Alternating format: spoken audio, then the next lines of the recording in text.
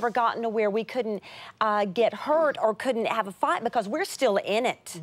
We still care about it. We still care about one another and want to have a real live marriage instead of just living under the same roof. I think when people stop having any kind of conflict whatsoever, they've stopped having any kind of communication. Because it's just two people living in the same house. It's because you do care so much.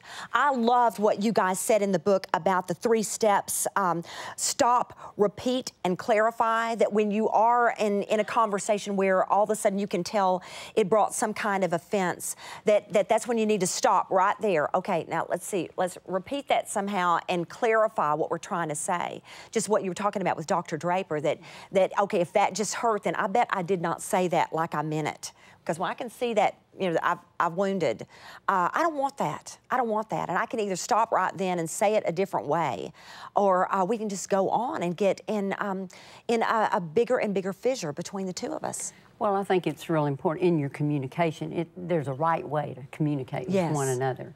If you're waiting for your spouse to get through telling their disagreement, they're talking and sharing their disagreement with you, but you're not really listening to them. You're waiting so you can make your spiel and planning what you're going to say. Put them in their place. You know, well, that's not the right kind of communication. You have to start, and it has to come from the heart. You have to have a listening heart to say, what did I say wrong, or what did I do wrong, to make them feel that way. You know, it's the attitude in which we approach it. It's the truth, Betty. It's the truth. Something that that Keith and I have learned to say to one another through the years when we get in kind of a thing where we saw it so differently is that if I couldn't agree with it, if I didn't feel the same way, well, at least I could hear what he's saying and he could hear what I'm saying. Sometimes to just say in the middle of that conflict, I hear you.